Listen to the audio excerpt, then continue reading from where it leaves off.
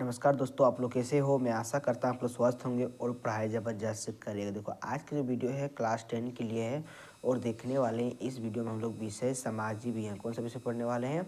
सामाजिक विज्ञान का देखने वाले हम लोग मॉडल प्रश्न पत्र 2024 का। क्या देखने? 2023-24 का देखने वाले हम लोग मॉडल प्रश्न पत्र, जो कि कितना समय दिया जाएगा हम लोग एग्जाम में दिया जाता है, 3 घंटा दिया जाएगा। और कितना नंबर का क्वेश्चन रहेगा? 80 नंबर का रहेगा। 30 नंबर का आपको ऑब्जेक्टिव मिलेगा और 50 नंबर का आप लोग पूछेगा सब्जेक्टिव क्वेश्चन। 50 का क्या पूछेगा?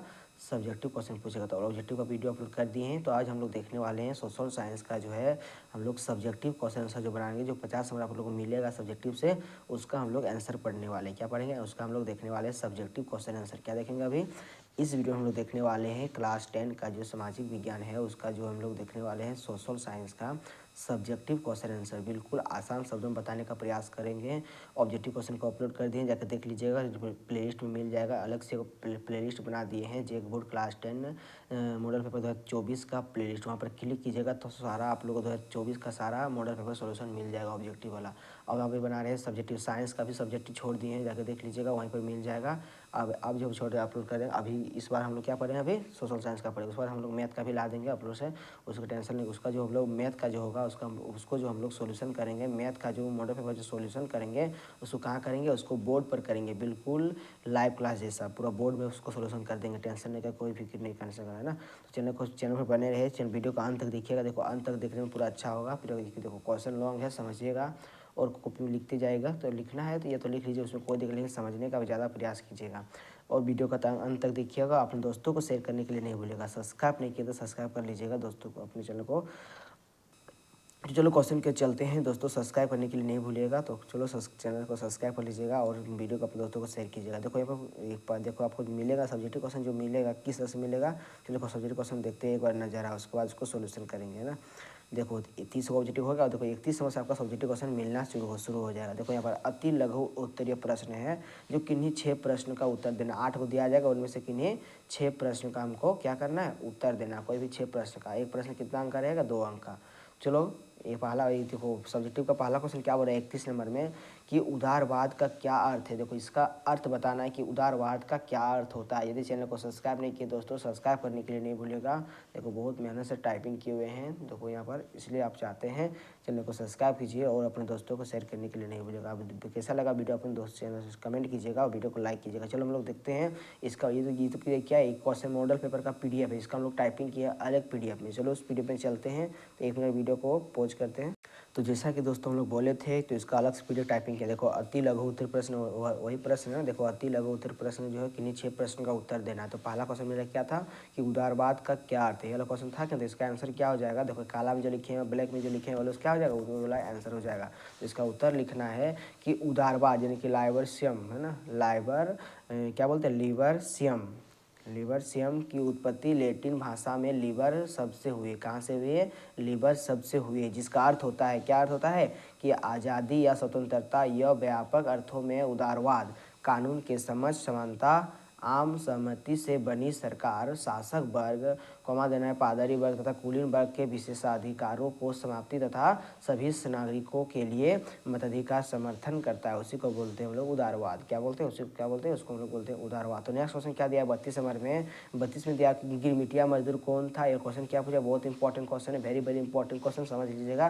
तो गिरमिटिया मजदूर कौन था? मजदूर कौन बोलते हैं? गिरमिटिया मजदूर। तो यहाँ पे देखो गिरमिटिया उसका नाम काहे पड़ा, उसको गिरमिटिया मजदूर काहे बोला गया? इसका उत्तर हो जाएगा कि औपनिवेशवाद। क्या हो जाएगा? क्या हो जाएगा? औपनिवेशिक शासन के दौरान भारत में बहुत से लोगों को एग्रीमेंट, देखो भारत में बहुत से लोगों को एग्रीमेंट करके, है ना, एग्रीमेंट पर काम करने के लिए फिजी गयाना यानी कि गयाना जो है, देखो बहुत सारे लोगों को एग्रीमेंट करके अपने तरफ बुलाया गया। क्या बोला? अपनी तरफ बुलाया गया था, है ना, गयाना। तो फिजी, गयाना, क्या बोला कि वेस्ट इंडीज आदि स्थानों पर ले जाया गया था। वहाँ पर लेके क्या किया गया ना, एग्रीमेंट को ये मजदूर गिरमिट कहने लगे। इसको क्या कहने लगे? गिरमिट मजदूर कहने लगे। इसलिए इसका नाम क्या पड़ गया? गिरमिटिया मजदूर का पड़ गया इसका नाम, है ना। जिससे आगे चलकर इन मजदूरों को क्या नाम पड़ गया? गिरमिटिया मजदूर कहा जाने लगा। इसका सही आंसर हो जाएगा। और देखो 33 नंबर क्या बोला है कि जैसे बोला कि बहुउद्देश्य नदी, मतलब बहुत, मतलब बहुअधि, मतलब क्या हुआ? कहीं वहीं नदी में क्या होता है, बड़ा बड़ा डैम बनाया जाता है, तो इससे कोई दो हानियाँ का लिखना। जैसे मेरे को नदी चल रहा था, यहाँ पर नदी में पानी भरा था, तो एक बार अचानक क्या हुआ, सरकार द्वारा यहाँ पर क्या बना दिया, डैम बना दिया। क्या बना, डैम बना दिया। इससे क्या हुआ, इसमें क्या हानि होता है नहीं, इससे अगल बगल जो होता है, जो पड़ोस लोग रहते हैं इसके अगल में, उसका क्या, उसका जो होगा उसका विस्थापन हो जाता है, होता है कि ना। अच्छा देखो, आज कहीं इसमें क्या होता है, कभी कभी जो पुल जब होता है कभी कभी टूट जाता है, तो उसमें क्या होता है नहीं, अगल बगल में जो बसे होते हैं लोग, उससे क्या हो जाते हैं, विनाशकारी बन जाते हैं, उसका जल में मगन होकर बह जाते हैं। ये दो कारण हो लिखना है, तो दो कारण बता दिए। देखो यहाँ उत्तर क्या हो जाएगा कि बहुउद्देश्य नदी परियोजना से होने वाली दो हानियाँ निम्नलिखित है। पहला लिखिएगा कि बहुउद्देश्य परियोजना के कारण भारी पैमाने पर स्थानीय गरीबों का विस्थापन होना, मतलब देखो विस्थापन होता है। देखो यहाँ पर यदि डैम बना तो इसके अगल में जो गांव पहले था उसको विस्थापन तो होना पड़ेगा, उसको वहाँ से हटना पड़ेगा, तो पहला ये कारण हुआ, ये हानि हुआ। और दूसरा क्या हो जाएगा न, किसी स्थिति, देखो किसी स्थिति में बांधों के टूट जाने से क्या होगा, समीपवर्ती इसका इलाका जो होगा, मतलब उसकी जस्ट देखो किसी स्थिति में कभी यानी अचानक कहीं भी पुल टूट जाए, अचानक बड़ा डैम टूट जाए, तो इसके अगल बगल समीप में जो क्या होगा, इलाका जो है वो जलमग्न हो जाएगा। क्या जलमग्न हो जाएगा, मतलब क्या, जल से डूब जाएगा। यह दो कारण हो जाएगा, दो हानियाँ लिख दिए। अब 34 में क्या बोला है, खनिज क्या है, बिल्कुल साइंस का प्रश्न है, खनिज क्या है, साइंस का क्वेश्चन आंसर है।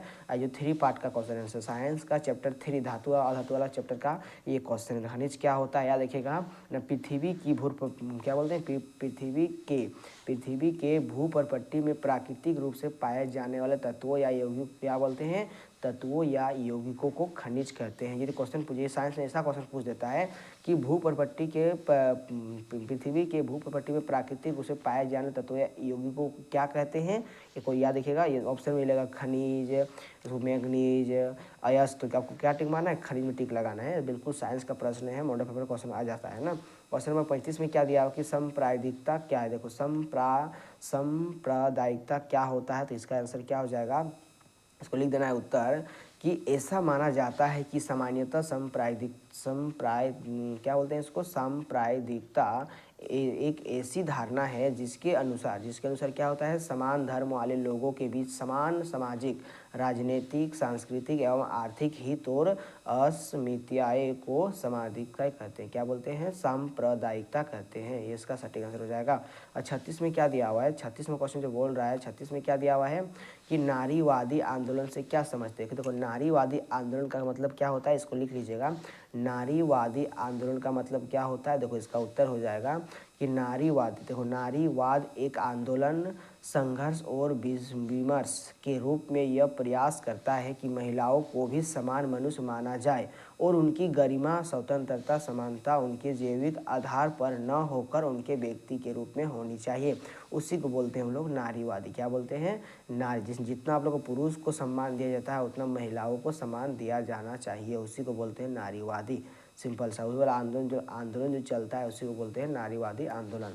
क्वेश्चन 37 में क्या दिया है कि साक्षरता दर, क्या बोला है, साक्षरता दर को परिभाषित करना। देखो इसमें क्या होता है ना, 7 वर्ष और, देखो 7 वर्ष और इससे अधिक आयु के लोगों के साक्षर जनसंख्या के अनुपात को बोलते हैं हम लोग साक्षरता दर के नाम से हम लोग जानते हैं उसको बोलते हैं साक्षरता दर कहते हैं। इसका सटीक आंसर हो जाएगा, इधर टफ नहीं है। देखो 38 में क्या दिया हुआ है कि विश्व व्यापार संगठन जिसको बोलते हैं WTO कि किन्हीं दो कार्य को लिखना है। इसको क्या लिखना है, किन्हीं दो कार्य को लिखना है। बहुत इंपॉर्टेंट क्वेश्चन है ये, पहला 2023 का मॉडल पेपर में पूछा था, ये 2023 के मॉडल पेपर में पूछा था ये क्वेश्चन। तो इसका दो कार्य क्या हो जाएगा, पहला उत्तर लिखिएगा, पहला में लिखना है कि विश्व व्यापार संगठन का प्रमुख उद्देश्य अंतर्राष्ट्रीय व्यापार को अवरोध मुक्त अथवा उदार बनाकर उसके तीव्र विकास को सुनिश्चित करना है, ये पहला कार्य हुआ। और दूसरा कार्य लिखना है कि यह अंतर्राष्ट्रीय व्यापार से संबंधित नियमों का निर्धारण करता है तथा क्या करता है, विभिन्न देशों के द्वारा इन नियमों के अनुपालन पर नजर रखता है। ये दूसरा कार्य हो गया है ना। ये मैंने कितना था, ये 8 प्रश्न का उत्तर दिए। देखो यहाँ पर आप 8 में से कोई 6 प्रश्न का उत्तर दिए, यहाँ पर सारा प्रश्न का उत्तर दे दिए। क्योंकि आपको किसी स्टूडेंट को क्या होता है कि मुझे ये वाला आंसर देना है, तो सब प्रत्येक विद्यार्थी का सोच तो एक नहीं होना होता है, सबका अलग अलग सोच होता है। तो कोई अलग क्वेश्चन देता है, कोई अलग क्वेश्चन आंसर देता है। इसलिए हम सारा क्वेश्चन बता दिए, पूरा 1 से लेके 8 तक, मतलब 8 क्वेश्चन बता दिए है ना। तो आपको किसी भी 6 प्रश्न का उत्तर देना है। यहाँ पर क्वेश्चन पूछ दिया लघु उत्तरीय प्रश्न है ना, जो किन्हीं 6 प्रश्न का उसी तरह देना है। 8 में से आपको 6 प्रश्न का उत्तर देना है और एक प्रश्न का कितना नंबर का अंक रहेगा, 3 नंबर का रहेगा। एक उत्तर बनाने से कितना, देखो एक उत्तर लिखने से कितना कितना नंबर कितना शब्द का लिखना चाहिए, एक उत्तर आपको 150 शब्द का होना चाहिए। कितना शब्द का होना चाहिए, 150 शब्द में उत्तर लिखना है। जब भी आंसर लिखिएगा तो कम से कम 150 शब्दों में उसका उत्तर होना चाहिए, है ना। चलो इसका आंसर देखो, यहाँ पर बोला कि जालियांवाला बाग हत्याकांड पर संक्षिप्त नोट लिखे। जालियांवाला बाग जो हत्याकांड हुआ था कब हुआ था, याद रखिएगा 13 अप्रैल को हुआ था। कब हुआ, 13 अप्रैल 1919 में हुआ था। इसके बारे में आपको चर्चा करना है, इसको लिखना है नोट बाय नोट, है ना। तो उसका उत्तर क्या हो जाएगा, पहला पॉइंट लिखिएगा कि 13 अप्रैल, अभी देखो वही वाला दे रहे हैं कि 13 अप्रैल 1919 में जालियांवाला बाग हत्याकांड हुआ। फिर बोला उस दिन क्या हुआ, अमृतसर, उस दिन जो हो रहा था अमृतसर में बहुत सारे गांव वाले सालाना बैसाखी मेले में शिरकत करने के लिए जालियांवाला बाग मैदान में जमा। ऐसा क्वेश्चन पूछ सकता है कि जालियांवाला बाग हत्याकांड में किस मेले में गए थे, तो याद रखना बैसाखी मेला था। कौन सा मेला था, बैसाखी मेला में ना एकत्रित हुए थे बहुत से व्यक्ति शिरकत देखने के लिए वहाँ पर एकत्रित हुए थे, है ना। अमृतसर बहुत सारे गांव में सालाना बैसाखी मेले में शिरकत करने के लिए जालियांवाला बाग जो है हत्याकांड में जो मैदान में जमा हुए थे। दूसरा पॉइंट लिखेगा कि लोक सरकार द्वारा लागू किए गए दमनकारी कानून यानी रॉल्ट एक्ट, जिसको बोलते हैं क्या बोलते हैं, रॉलेट एक्ट बोलते हैं ना, रॉलेट एक्ट का विरोध प्रकट करने के लिए एकत्रित हुए थे। क्या करें, एकत्रित हुए थे। यह मैदान चारों तरफ से बंद था, यह मैदान क्या चारों तरफ से बंद था, है ना। शहर से बाहर होने के कारण लोगों को यह पता नहीं था कि इलाके में मार्शल लॉ लागू किया जा चुका है। इसमें क्या है, मार्शल लॉ लागू किया जा चुका था। तीसरा पॉइंट लिखिएगा कि जनरल डायर क्या बोलते, जनरल डायर हथियारबंद सैनिकों के साथ वहां पहुंचा। क्या पहुंचा, हथियार के साथ पहुंच गया और लोग बेचारा अकेला था, बिना हथियार था लोग, है ना। उसने मैदान से बाहर निकलने के सारे रास्ते बंद कर दिया। सारा रास्ता बंद कर दिया, कहाँ से जाएगा आदमी सब। तो इसके बाद उसके सिपाहियों ने भीड़ पर अंधाधुंध गोली चलाई। तो पूरा भीड़ में क्या क्या, पूरा धन के पूरा गोली चला दिया। तो क्या होगा, कोई कबीरा से अपना कोई जो लोग था कोई भागने में लगा गया, कोई कुआं में डूब गया ना, कोई अगल बगल में कुआं था, वहाँ पर कुआं में भागने चक्कर में कोई कुआं में डूब गया, वहाँ पर मर गया ना। इसको याद रखना। फिर रहा कि इसके बाद उसके सिपाही ने भी ये बोल दिए अंधाधुंध गोली चला दी थी, है ना। सैकड़ों लोग मारे गए, क्या बहुत सारे लोग मारे गए। तो इसमें देखो इसमें क्या प्रभाव पड़ा, चौथा पॉइंट लिखना है प्रभाव। भारत के इतिहास की यह सबसे दर्दनाक घटना थी। ये जो है बहुत दर्दनाक, बहुत दर्दहीन घटना था, बहुत दर्दनाक घटना था ये वाला, है ना, जो सबसे बड़ी घटना है ना। फिर याद रखना इससे क्या हुआ, भारत भर में रोष, है ना, भारत भर में सेंस की लहर है, रोष की लहर फूट निकली और लोग सड़कों पर उतर गए। क्या कर, जितना लोग था सड़क पर उतर गए और हड़तालें होने लगी। फिर बोला कि लोगों ने सरकारी इमारतें पर हमला किया और जगह जगह पर लोगों की पुलिस से भिंडित हुई। फिर बोला कि लोगों को आंतरिक और अपमानित करने की मंशा से सरकार ने इन विरोधी को निर्ममता से कुचला, है ना, कुचला। ये इसका प्रभाव हो गया। तो सटीक आंसर लिख लीजिएगा, ऐसा आपको आंसर हो जाएगा। अब देखो क्वेश्चन नंबर, नेक्स्ट क्वेश्चन क्या दिया हुआ है 40 नंबर में, क्या बोला 40 में कि ब्रेटन वुड्स समझौता का क्या अर्थ है। इसका समझाना है ना कि ब्रेटन वुड्स का समझौता का क्या अर्थ है। तो इसका आंसर लिखिएगा, उसका उत्तर हो जाएगा कि द्वितीय विश्व युद्ध के पश्चात, मतलब द्वितीय विश्व युद्ध के बाद विश्व की विखंडित अर्थव्यवस्था को पटरी पर लाने के उद्देश्य से 1944 में, कब 1944 ईस्वी में अमेरिका में ब्रेटन वुड्स समझौता हुआ था। कहाँ पर हुआ था, अमेरिका में हुआ था। कहाँ पर हुआ था, अमेरिका में। फिर बोल रहा है आगे कि इस समझौते का उद्देश्य क्या था ना, औद्योगिक विश्व में आर्थिक स्थिरता तथा पूर्ण रोजगार को बनाए रखना था। क्या था, पूर्ण रोजगार को बनाए रखना था। फिर बोल रहा है कि युद्ध के पूर्व, युद्ध के पहले तथा युद्ध के दौरान, है ना, सदस्य देशों के विदेशी व्यापार में घाटे से निपटने के लिए अंतर्राष्ट्रीय मुद्रा कोष, जिसको बोलते हैं IMF बोलते, क्या बोलते हैं, IMF की स्थापना की गई। किसकी स्थापना की गई, IMF की स्थापना की गई थी। इसी प्रकार युद्धोत्तर, है ना, पुनर्निर्माण के लिए मुद्रा का इंतजाम करने के लिए अंतर्राष्ट्रीय पुनर्निर्माण, है ना, पुनर्निर्माण एवं विकास बैंक का गठन किया गया था। किसके किया गया था, विकास बैंक का गठन किया गया था। इससे क्या हुआ, सामान्य रूप से विश्व बैंक के नाम से जाना जाता है। इसको क्या बोलते हैं, उसको लोग बोलते हैं, उसको किस समझा जाता है, विश्व बैंक के नाम से हम लोग उसको जानते हैं। फिर बोल रहा है कि इस प्रकार ब्रिटेन वुड्स समझौते के अंतर्गत अंतर्राष्ट्रीय मुद्रा कोष तथा विश्व बैंक के माध्यम से युद्धोत्तर आर्थिक व्यवस्था को सुधारने का प्रयास किया गया। ये किया गया था, है ना। फिर एक दो लाइन लिख देना है कि इसी कारण युद्धोत्तर फिर क्या बोला, अंतर्राष्ट्रीय आर्थिक व्यवस्था को ब्रेटन वुड्स व्यवस्था के नाम से हम लोग जानते हैं। इसी को बोलते हैं ब्रेटन वुड्स समझौता। देखो 41वें क्वेश्चन में क्या दिया कि भारत में लो अयस्क के किन्हीं 3 वितरण क्षेत्र के नाम लिखना है। क्या बोलना है कि भारत में लो अयस्क के किन्हीं 3 वितरणों क्षेत्र के नाम लिख, कोई 3 क्षेत्र का नाम लिखा। तो भारत में रखना, भारत में सर्वाधिक लो अयस्क कहाँ पर आता है, झारखंड में, कर्नाटक में और उड़ीसा में। इतना ही लिखना है बस। 3 को बोला, 3 को लिख दिए, झारखंड, उड़ीसा और कर्नाटक लिख दिए, हो गया इसका सटीक आंसर। अब देखो 42 में क्या दिया हुआ है, 42 में बोल रहा है कि कृषि आधारित उद्योग और खनिज आधारित उद्योग में क्या अंतर है। उदाहरण सहित लिखना है कि देखो कृषि आधारित उद्योग और खनिज आधारित उद्योग में क्या अंतर होता है, इसको लिख देना। तो ज़्यादा क्वेश्चन लंबा नहीं होगा, देखो इसका आंसर ज़्यादा लंबा नहीं होगा। लिखना है कि कृषि आधारित उद्योग अधिकतर उपभोक्ताओं वस्तु का उत्पादन करते हैं, जिससे के लिए जैसे क्या हो जाएगा, चीनी, जूट, कपास आदि सब क्या है, कृषि आधारित उद्योग है, मतलब कृषि से संबंधित है। फिर बोलना है खनिज आधारित उद्योग क्या होता है ना, उपभोक्ता और मूल्य आधारित दोनों वस्तुओं का उत्पादन करते हैं। क्या करते हैं, दोनों वस्तुओं का क्या करते हैं, उत्पादन करते हैं। उदाहरण के लिए जैसे लोहा और इस्पात, इंजीनियरिंग उद्योग, जहाज निर्माण, ये सब क्या है, जहाज निर्माण मशीन, ये सब क्या है, उपकरण आदि, है ना। ये सब क्या है, ये सब क्या बोलते हैं, उसको खनिज आधारित उद्योग बोलते हैं। तो सटीक आंसर हो जाएगा। अब क्वेश्चन 43 में क्या दिया, लोकतांत्रिक व्यवस्था को किन्हीं 2 चुनौतियों को चर्चा करें। तो पहला चुनौती लिख देना है, पहला में क्या लिखना है कि लोकतंत्र को वास्तविक रूप में कायम रखने और मजबूत करने की चुनौती है, पहला हुआ। दूसरा में लिख देना है कि लोकतांत्रिक व्यवस्था का सभी वर्गों, समूहों और इलाकों तक विस्तार की चुनौती, दूसरा चुनौती हो गया, है ना। इसको लिख देना, चर्चा कर दिए। अब देखो 44 क्वेश्चन नंबर क्या बोला है, 44 नंबर में कि बहुदलीय व्यवस्था पर संक्षेप में लिखिए। वीडियो पसंद आ रहा है तो वीडियो को शेयर कीजिएगा अपने दोस्तों को, चैनल को सब्सक्राइब करके अपने दोस्तों को शेयर कीजिएगा। कमेंट कीजिए कैसा लगा आप लोग दो वीडियो, है ना, कैसा लग रहा है। उत्तर लिखिएगा क्या बोलते हैं, बहुदलीय व्यवस्था लिखे डैश देना है। इसका आंसर लिखना है कि एक ऐसी राजनीतिक व्यवस्था है, देखो बहुदलीय एक ऐसी राजनीतिक व्यवस्था है जिसमें क्या होता है, जिसमें एक देश के अंदर विभिन्न राजनीतिक पार्टियों का चुनाव में भाग लेती है। देखो एक ऐसी व्यवस्था है जिसमें क्या होता है, एक देश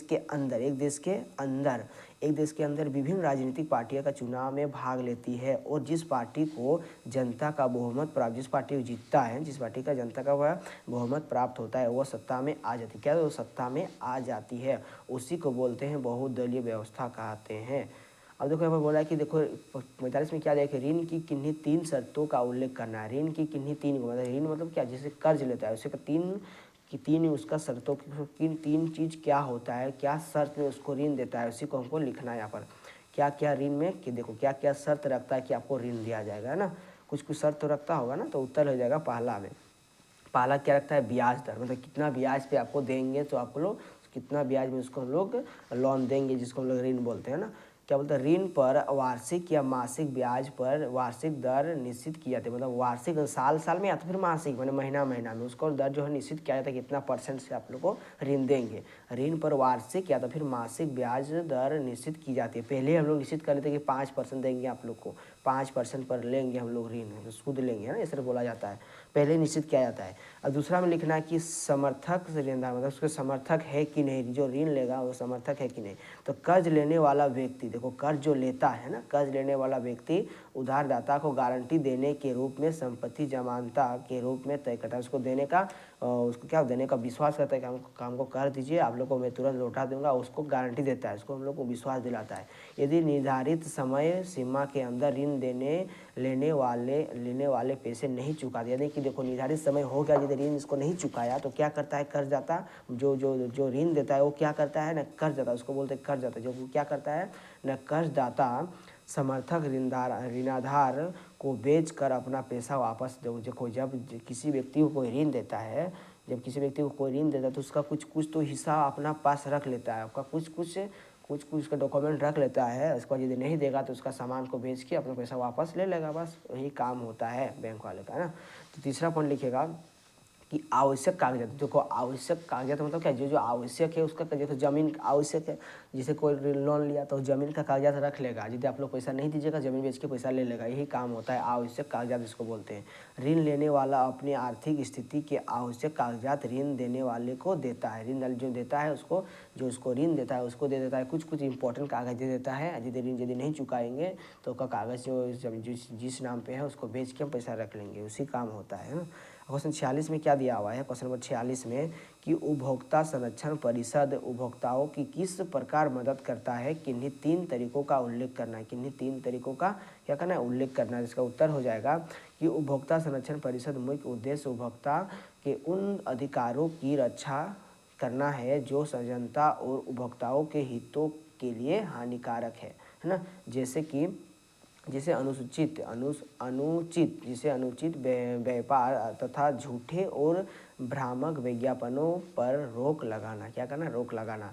सेवा की गुणवत्ता या मात्रा के बारे में गलत जानकारी प्रदान करने और भ्रामक विज्ञापनों जैसे अपराधों पर रोक लगाना, ये होता है काम उसका ना, क्या होता है, इसको मदद करता है ना। किन्हीं 3 तरह का उल्लेख करना, तो पहला तो देखो इनके 3 तरीके निम्नलिखित है, पहला लिख लीजिएगा, क्या हो जाएगा, पहला जो होगा सुरक्षा का अधिकार, पहला क्या होता है, सुरक्षा का अधिकार। तो इसका लिखना इस तरह से देखिए कि उपभोक्ता को, देखो उपभोक्ता को शरीर था, देखो उपभोक्ता को शरीर यहाँ पर तथा होगा, यहाँ पर है ना, तथा शरीर था, यहाँ पर लिखना है, उपभोक्ता को शरीर तथा संपत्ति को हानि पहुंचाने वाली सेवाओं से सुरक्षा प्राप्त करने का अधिकार है, जिसे खराब चावल, गेहूं, खराब दाल आदि से सुरक्षा, इससे क्या सुरक्षा करता है ना। अब दूसरा पॉइंट लिखिएगा चुनाव या पसंद करने का अधिकार, तो इसका लिखिएगा कि उपभोक्ता को आकार, रूप, रंग, ब्रांड तथा मूल्य के आधार पर किसी भी वस्तु का चयन करने का अधिकार प्राप्त होता है, उसका अधिकार है ना।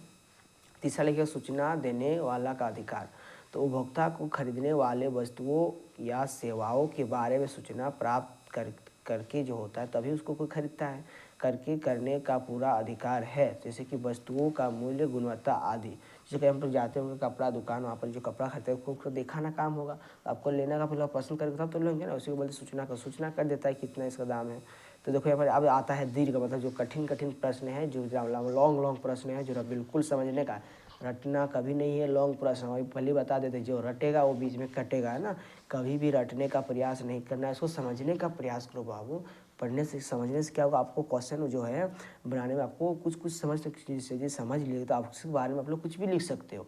आज रटेगा तो यहाँ पे जैसे 2 लाइन रट लिया, आगे वो शब्द के छूट गया तो अब अटक जाएगा, यहीं पर अटक गया, समझो वहाँ पर कट जाएगा, है ना। याद रखिए कभी भी रटने का प्रयास नहीं कीजिएगा, जहाँ पर रट लीजिएगा तो आप लोग समझ जाओ कट गया, जो रटा हो समझो कट गया, यही मेरा गारंटी है 100%। तो यहाँ पर 47 में क्या दिया कि मुद्रण संस्कृति ने भारत में राष्ट्रवाद के विकास में क्या मदद की थी, तो देखो यहाँ पर ध्यान समझना है ना। तो लॉन्ग क्वेश्चन है तो फिर लंगा तो बनेगा ही। देखो यहाँ पर क्या मदद की थी, तो इसका आंसर हो जाएगा कि मुद्रण संस्कृति ने भारत के राष्ट्रवाद के विकास में काफ़ी मदद की, मतलब बहुत सारा मदद किया था, है ना। सरकार की क्या बोलते हैं, दमनात्मक नीति के बावजूद भारत में राष्ट्रवादी समाचार पत्रों की संख्या दिनों दिन बढ़ती ही गई, है ना। समाचार पत्रों के माध्यम से सरकारी कुषाण नीति का पर्दाफाश किया जाने लगा, पर्दाफाश किया जाने लगा, है ना। फिर बोला कि राष्ट्रवादी क्रियाकलापों की सरकार द्वारा निंदा से क्रांतिकारी कदम को काफ़ी बल मिलने लगा, और 1907 में, कब, 1907 में पंजाब में की क्रांतिकारियों को देश छोड़ने के लिए विवश किया गया। तो बाल गंगाधर तिलक ने, देखो तब क्या होगा ना, बाल गंगाधर तिलक ने, बहुत इंपॉर्टेंट है यहाँ पर, बाल गंगाधर तिलक ने समाचार पत्र केसरी माध्यम से विरोध प्रकट किया, क्या बाल गंगाधर क्या जो कि समाचार पत्र केसरी के माध्यम से क्या विरोध प्रकट किया, जिससे भड़क कर लोग सड़क पर उतर आए, है ना। फलतः किलकारी 1906 में क्या होगा, 1906 में जो हुआ किलकारी 1906 में बंदी बनाया गया, इस पर पूरे भारत में विरोध हुआ था, इसका सटीक आंसर हो जाएगा। तो याद रखना इस पर मदद हुआ था ना।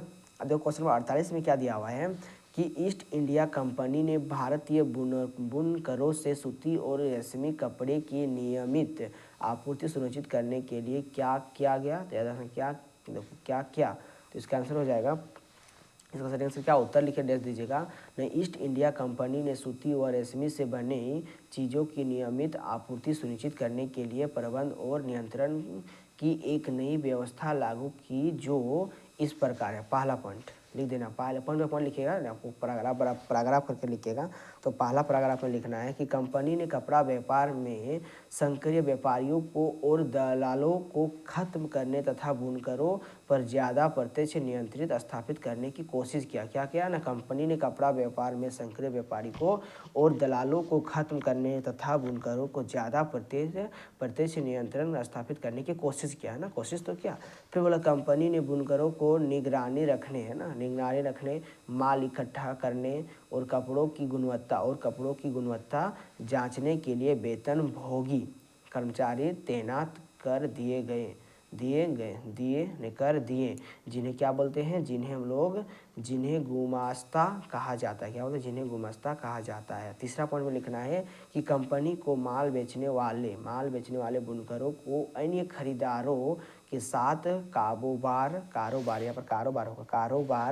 करने पर पाबंदी लगा दी गई। क्या हुआ, कारोबार करने पर क्या लगा दी, पाबंदी लगा दी गई।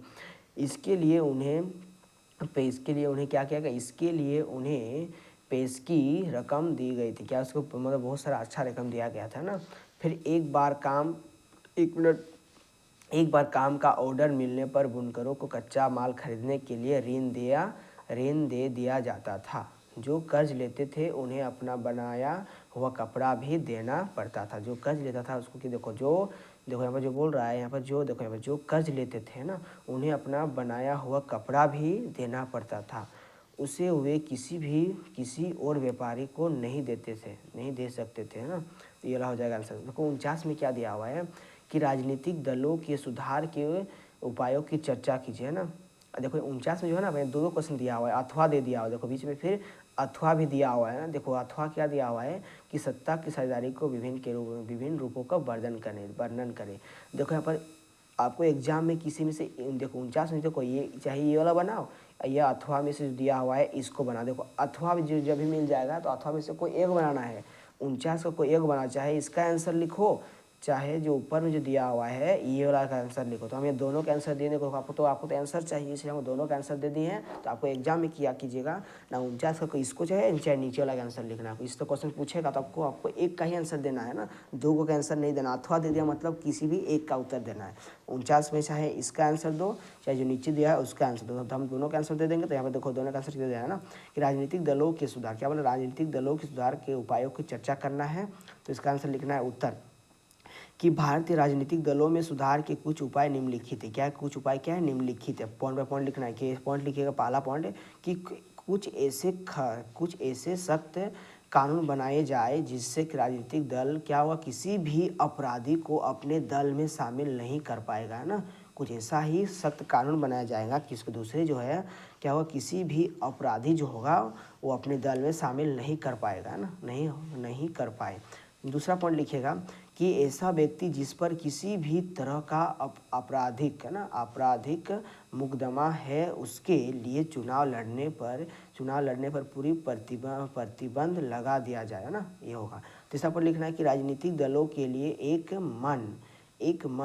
मानदंड, है ना, जिसको बोलते हैं मानदंड, तय किया जाए कि वह अपना प्रत्याशी साफ सुथरा चरित्र वाला उतारे, है ना। फिर लिखना है, चौथा पॉइंट लिख देना है कि राजनीतिक दलों के लिए चंदे आदि के भी नियम तय किए जाए ताकि वह अप्रत्याशित रूप से किसी से चंदा लेकर उसे लाभ पहुंचाने की कोशिश ना करे, है ना। ये हो जाएगा। फिर लिखना नेक्स्ट पॉइंट में कि राजनीतिक दलों को समाज सेवा से सुरक्षित कुछ कार्य निर्धारित किए जाए। ये इसका आंसर हो जाएगा। ये वाला किसका आंसर है, ये वाला 49 का ये वाला का आंसर है। तो यहाँ पर और एक नीचे दिया हुआ 49 का प्रश्न, ये वाला भी क्वेश्चन एक प्रकार का, अथवा चाहे इसका आंसर दीजिए। तो हम यहाँ इसका भी आंसर दे दिए हैं, उत्तर हो जाएगा। देखो यहाँ पर क्वेश्चन जो पूछा है कि सत्ता की साझेदारी के विभिन्न रूपों का वर्णन करना है ना। तो इसका आंसर क्या हो जाएगा, पॉइंट बाय पॉइंट लिखना है। पॉइंट लिखिएगा। तो पहला पॉइंट लिख देना है कि शासन के विभिन्न अंग जैसे विधायिका, कार्यपालिका, न्यायपालिका के बीच सत्ता का बंटवारा रहता है। जैसे बोले न्यायपालिका, कार्यपालिका पर तथा विधायिका द्वारा बने कानून पर अंकुश रखती है ना, क्या करती है, अंकुश रखती है। दूसरा पॉइंट लिखेगा कि सरकारों के बीच विभिन्न स्तरों पर सत्ता का बंटवारा हो सकता है, जैसे पूरे देश के लिए एक सामान्य सरकार हो और फिर राज्य या क्षेत्रीय स्तर पर अलग अलग सरकार रहे, है ना। ये सटीक आंसर हो जाएगा। अब क्वेश्चन 50 में क्या दिया हुआ है, क्वेश्चन 50 में एक लॉन्ग क्वेश्चन है कि सार्वजनिक क्षेत्र किसी राज्य के आर्थिक विकास में कैसे योगदान देते हैं, इसका आंसर लिखना है। इसका आंसर लिखना है तो किसका आंसर हो जाएगा, तो इसका आंसर लिखना है, इसका आंसर उत्तर लिख के डायरेक्ट दीजिएगा, उत्तर लिखना है। उत्तर क्या हो जाएगा इसका, न किसी देश के आर्थिक विकास में सार्वजनिक क्षेत्र में निम्न प्रकार से योगदान करता है। तो किस प्रकार में योगदान करता है, तो क नंबर लिखेगा। ये पॉइंट लिख सकते हैं, पहला पॉइंट भी लिख सकते हैं आप लोग, दूसरा पॉइंट भी लिख सकते हो, उससे कोई दिक्कत नहीं है। तब हम क ख लिख दें तो कोई दिक्कत नहीं है ना। तो क लिख के पॉइंट दीजिएगा। लिखना है बुनियादी संरचना वो के निर्माण एवं विस्तार द्वारा यह तीव्र आर्थिक विकास को प्रेरित करता है। क्या करता है, प्रेरित करता है। ख लिखिएगा कि यह रोजगार के अवसर पैदा करता है। ग में लिखना है कि विकास के लिए संसाधन जुटना है। क्या करना है, संसाधन जुटना है। घ में लिख देना है फिर यह लोगों के बीच आय एवं संपत्तियों की समानता लाता है। अंग में लिख देना है कि इसके द्वारा लघु एवं कुटीर उद्योग प्रोत्साहन पाते हैं। चम लिखना है कि यह संतुलित क्षेत्रीय विकास को प्रोत्साहित करता है।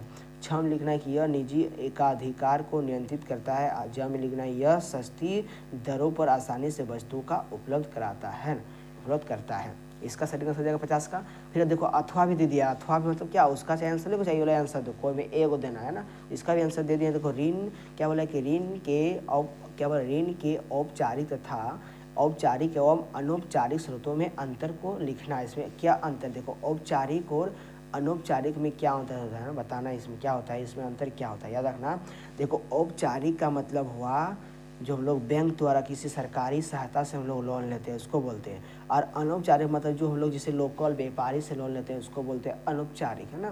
तो देखो औपचारिक में जो होता है उसमें ब्याज दर कम होता है, लेकिन जो हम लोग कहीं व्यापारी से लेते हैं उसमें ब्याज दर ज़्यादा पैसा लेता है। हम लोग का सूद जो होता है ब्याज जो होता है ज़्यादा ले लेता है, उसी को बोलते हैं अनौपचारिक। तो उसका अंतर क्या हो जाएगा, उत्तर हो जाएगा कि ऋण के औपचारिक एवं अनौपचारिक स्रोत में निम्नलिखित अंतर है। तो पहला लिखना है, पहला पॉइंट इसमें से देखो, इसमें ब्याज की दर कम होती है, किसमें लिख देना है, इसमें यहाँ पर आप लोग लिख सकते हैं, यहाँ पर लिख सकते हैं औपचारिक स्रोत में ब्याज की दर कम होती है, ऐसा भी लिख सकते हैं आप लोग। क्या लिख सकता है यहाँ पर, इसमें जो है यहाँ पर लिख सकते हैं, यहाँ पर इसको हटा ले देना इसमें, और यहाँ लिख देना है कि औपचारिक में ब्याज की दर कम होती है जबकि अनौपचारिक स्रोत में ब्याज की दर अधिक होती है। बोले कि नहीं, औपचारिक में क्या होता है, बैंक में थोड़ा कम लेता है, लेकिन जो व्यापारी सब होता है जो ज़्यादा काट के लेता है, ज़्यादा थोड़ा अपना फायदा के लिए ज़्यादा ले लेता है ब्याज, है ना।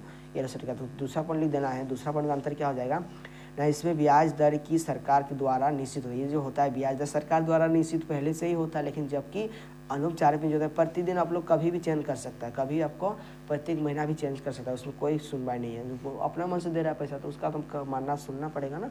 अनौपचारिक स्रोत में ऋणदाता ऐच्छिक दरों पर ऋण देते हैं, मतलब अपना मन से ऋण देता है, जब जितना चाहे उतना मांग सकता है, जितना चाहे अपना बोल सकता है, इधर लेना है तो लो, तो फिर नहीं लो, जाओ लो उधर से, तो आपको लेना तो पड़ेगा ना। तो इसे उसमें क्या होता है, अनौपचारिक में ज़्यादा ले लेता है ऋण, है ना। इसलिए हमेशा बैंक से सहायता करें, बैंक से सहायता लें, है ना। अब 51 नंबर में क्या दिया है कि भारत में पाए जाने वाले मृदा, देखो भारत में कुल कितने प्रकार की मृदा पाई जाती है उसको लिखना है, का वर्गीकरण करें और उनका वर्णन भी करना है। बहुत लॉन्ग क्वेश्चन है, थोड़ा लंबा बनेगा, तो कोई सब्जेक्टिव तो है तो थोड़ा लंबा तो बनेगा। बोल दिया है कि लघु उत्तर नहीं है, ये बोला कि दीर्घ उत्तरी प्रश्न है, मतलब बड़ा सा है ना। 250 शब्दों में उत्तर लिखना है, किस शब्दों में लिखना है, 250 शब्दों में उत्तर लिखना है। तो क्वेश्चन तो लॉन्ग बनेगा। क्वेश्चन बोल दिया कि भारत में कितने प्रकार मृदा पाई है, तो उसका वर्गीकरण करें और उनका वर्णन भी करें, प्रत्येक मृदा का उसके बारे में कुछ लाइन लिख भी दें, है ना। तो इसका उत्तर हो जाएगा कि भारत में पाए जाने वाले मिट्टी के मुख्यतः कितने प्रकार के होते हैं, याद रखना 5 प्रकार के। कितने प्रकार के, 5। तो पहला में लिखना है क में जलोढ़ मृदा, दूसरा में काली मृदा, तीसरी लाल मृदा, और चौथा में लिखना है लेटेराइट मृदा, और 5वां में क्या लिखना है, रेतीली, जिसको हम लोग बोलते हैं रेगिस्तानी मिट्टी बोलते हैं ना, रेतीली मिट्टी, है ना।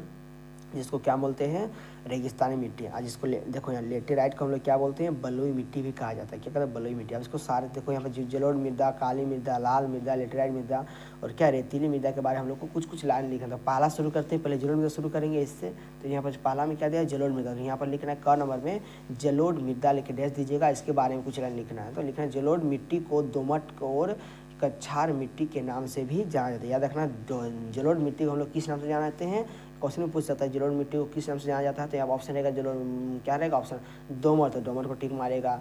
जो कच्छार होता है उसको भी टिक लगा देना है। याद रखना, दोमट, जलोढ़ मिट्टी को हम लोग दोमट के नाम से जानते हैं और कच्छार के नाम से भी जानते हैं ना।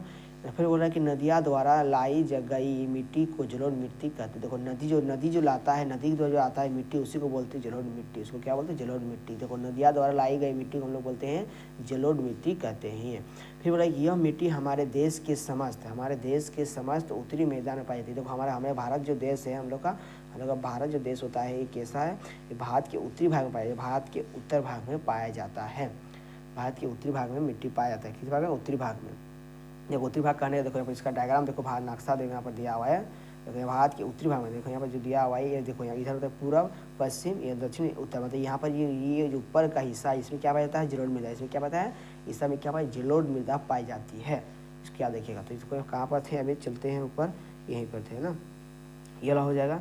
फिर बोल रहा है कि प्रकृति से यह एक उपजाऊ मिट्टी है। क्या होता है, प्रकृति मतलब किसी भी फसल को उगाने में सहायक करता है। ये क्या है, प्रकृति से एक उपजाऊ मिट्टी भी है। उत्तरी भारत में जलोढ़ मिट्टी पाई जाती है। देखो उत्तरी भारत में बोले थे ना, उत्तरी भारत में जो है जलोढ़ मिट्टी पाई जाती है। और उत्तरी भारत का निर्माण किस मिट्टी से हुआ है, तो याद रखना जलोढ़ मिट्टी से हुआ है। इसको भी इंपॉर्टेंट क्वेश्चन है ना, जो पूछ सकता है कि उत्तरी भारत का निर्माण किस मिट्टी से हुआ है, तो जलोढ़ मिट्टी से हुआ है। आप देखिए ख में क्या था, काली मृदा। तो ख के बारे में लिखना है, काली मृदा के बारे में लिखना है कि काली मिट्टी में एक विशेषता यह है कि यह नमी को अधिक समय तक बनाए रखता है। काली मृदा का यही गुण है, जो नमी जो होता है वो बहुत अधिक समय तक रहता है ना। इस मिट्टी को कपास की मिट्टी या रेगड़ मिट्टी बोलते हैं। बहुत इंपॉर्टेंट है, रेगड़ मिट्टी है ना। याद रखना कि काली मृदा हम लोग रेगड़ मिट्टी भी कहते हैं। क्या बोलते हैं, रेगड़ मिट्टी। रेगड़ मिट्टी भी नाम से हम लोग जानते हैं। याद रखना ना, बहुत इंपॉर्टेंट क्वेश्चन है। क्वेश्चन काली मृदा किस नाम से जानते हैं, रेगड़ मिट्टी के नाम से भी जानते हैं। यहाँ पर खोजो, इस मिट्टी को कपास की मिट्टी भी कहते हैं और रेगड़ मिट्टी भी कहते हैं, दोनों कहा जाता है। देखो काली मिट्टी कपास की उपज के लिए महत्वपूर्ण है। कपास जो होता है, कपास फसल जो होता है, काली मृदा में उगाई जाती है। जो पूछेगा कपास की फसल किस मिट्टी में उगाई जाती है, तो काली मिट्टी में उगाई जाती है। बहुत इंपॉर्टेंट है ना। यह मिट्टी लावा परिवेश में लाई जाती है। मिट्टी क्या है, लावा परिवेश में लाई जाती है। फिर बोला इस प्रकार देखो फिर बोला इस प्रकार इस मिट्टी के क्षेत्र में गुजरात, महाराष्ट्र, मध्य प्रदेश, आंध्र प्रदेश पश्चिमी भाग और मैसूर का उत्तरी भाग में आते हैं। देखो ये पूछेगा कि काली मृदा किस मिट्टी में काली मिट्टी जो होती है किस राज्य में पाई जाती है, तो गुजरात, महाराष्ट्र, मध्य प्रदेश। बहुत इंपॉर्टेंट क्वेश्चन है। क्वेश्चन पूछ देता है ऑब्जेक्टिव क्वेश्चन में कि काली मृदा इनमें से किस राज्य में नहीं पाई जाती है। तो इसमें यदि कोई नहीं जाएगा समझो वो नहीं है। आज इसमें यदि कोई सब में यदि है तो सब में पाया जाता है। तो याद रखना, काली मृदा किस राज्य में पाई जाती है, गुजरात, महाराष्ट्र और मध्य प्रदेश और आंध्र प्रदेश और पश्चिम भाग, क्या पश्चिम भाग, ये सब है ना। ये बहुत इंपॉर्टेंट है। ग में लिखना है लाल मिट्टी। क्या लिखना है, लाल मिट्टी लिख के डैश देना है। लिखना है यह चट्टानों की कटी हुई मिट्टी है। देखो ये जो लाल मिट्टी जो होता है, क्या बराबर चट्टान की कटी हुई मिट्टी को बोलते हैं हम लोग लाल मिट्टी। क्या बोलते हैं, लाल मिट्टी, बराबर चट्टान का कटी हुई मिट्टी को बोलते हैं। यह मिट्टी अधिकतर दक्षिणी भारत में मिलती है। मिट्टी कहाँ से, दक्षिणी भारत में मिलती है, दक्षिण की ओर मिलती है। लाल मिट्टी जिसको हम लोग रेड सॉइल के क्षेत्र महाराष्ट्र के दक्षिण पूर्वी भाग में, मद्रास में और आंध्र में, फिर बोला कि मैसूर में और मध्य प्रदेश के पूर्वी भाग में, उड़ीसा में भी और झारखंड के छोटा नागपुर प्रदेश में और पश्चिमी बंगाल तक फैले हुए। देखो ये मिट्टी जो कहाँ कहाँ तक फैला हुआ, देखो ध्यान दीजिएगा, ये मिट्टी कहाँ कहाँ फैला हुआ है। देखो यहाँ पर दिया हुआ है कि लाल मिट्टी के क्षेत्र महाराष्ट्र के दक्षिणी पूर्वी भाग में, फिर मद्रास में भी, फिर आंध्र में भी, मैसूर में भी और मध्य प्रदेश के पूर्वी भाग में है ना, उड़ीसा में, झारखंड के छोटा नागपुर प्रदेश में और पश्चिमी बंगाल के तक पश्चिम बंगाल तक भी फैला हुआ है लाल मिट्टी। ये लाल मिट्टी का गुण है ना, लाल मिट्टी। अब घर में लिखना है लेटेराइट मृदा। क्या जिसको बोलते हैं हम लोग बलुई मिट्टी है ना। लिखना है लेटेराइट मिट्टी जो होता है के क्षेत्र दक्षिणी प्रायद्वीप के दक्षिण पूर्व की ओर पतली पट्टी के रूप में मिलते हैं। इन मिट्टियों को पश्चिम बंगाल से असम तक देखा जाता है। इस मिट्टी का क्या बोलते हैं, यह जो मिट्टी होती है इन मिट्टियों को पश्चिम बंगाल से असम तक देखा जाता है। पश्चिम बंगाल से लेकर पूरा असम तक देखा जाता है, यह मिट्टी पाया जाता है। ठीक है, फिर लिखना लास्ट में जो बचा है अंगा में, यह मिट्टी राजस्थान के था। यहाँ पर लिख दे, यहाँ देखो अंगा में लिखना है। यहाँ पर अंगा में बताओ, अंगा में क्या था देखो ना, लास्ट में क्या था यहाँ पर, तो लास्ट में लिखा था रेतीली, यहाँ पर लिखा था, यहाँ पर लिखा था रेतीली है ना। इसको लिख के डैश देना है वहाँ पर, है ना, यहाँ पर उसको नहीं लिखे हैं तो यहाँ पर लिख के डैश देने के बाद इसको लिखना है कि यह मिट्टी राजस्थान के थार प्रदेश में, कहाँ पर, राजस्थान के थार प्रदेश में, पंजाब के पश्चिमी भाग में और राजस्थान के कुछ अन्य भागों में मिलती है। मिट्टी कहाँ कहाँ मिलता है, राजस्थान के थार प्रदेश में और पंजाब के दक्षिणी भाग में और राजस्थान के कुछ अन्य भागों में मिलती है। अकेला थार मरुस्थल ही लगभग कितना 1,03,600 वर्ग किलोमीटर के क्षेत्र तक फैला हुआ है। यह मिट्टी राजस्थान के रेगिस्तानी क्षेत्र में पाई जाती है। यह अच्छी तरह से विकसित और उपजाऊ मिट्टी नहीं होती है। क्या होगा, अच्छी तरह से उपजाऊ मिट्टी नहीं होती, इसमें फसल हम लोग नहीं उगा सकते। अब अंतिम क्वेश्चन है, लास्ट क्वेश्चन है, चैनल को सब्सक्राइब कीजिएगा, जब अपने दोस्तों को शेयर करने के लिए नहीं बोलेगा। देखो एक शेयर से दोस्तों को मदद मिल सकता है ना। अब बहुत इंपॉर्टेंट क्वेश्चन है, ऐसा क्वेश्चन आपको एक क्वेश्चन लास्ट में मिलेगा ही मिलेगा, 100% गारंटी है। आपको डायग्राम वाला भूगोल का एक जो चित्र वाला क्वेश्चन नामांकित जो दर्शाने वाला है वो आपको एक क्वेश्चन मिलेगा और 5 नंबर का ही मिलता है। खाली बस कुछ नहीं, देखो ये सबसे इजी क्वेश्चन है, खाली आपको दर्शा देना है कि ये कहाँ होता है कहाँ नहीं, आपको 5 नंबर मिल जाएगा। कुछ नहीं करना है, इसमें बिना लिखना। देखो यहाँ पर इतना काहे लिखिएगा, तो लास्ट क्वेश्चन में बहुत अच्छा क्वेश्चन दे देता है, आपको 5 नंबर मिल जाएगा तुरंत, टेंशन की कोई जरूरत नहीं है, तुरंत आपको 5 नंबर मिल जाएगा। सिर्फ आपको दर्शा देना है कि ये कहाँ है, बस आपको 5 नंबर मिल जाएगा, है ना, टेंशन मत लो। देखो यहाँ पर 52 नंबर क्या बोला कि मानचित्र में प्रदर्शित बिंदु के सामने दिए गए नाम, देखो यहाँ पर जो नाम दिया हुआ है, ये सब नाम जो दिया हुआ है इसको दर्शाना है ना। दिए गए नाम उचित स्थान पर, जो जहाँ पर है उसको दिखाना है, उचित स्थान पर लिखे।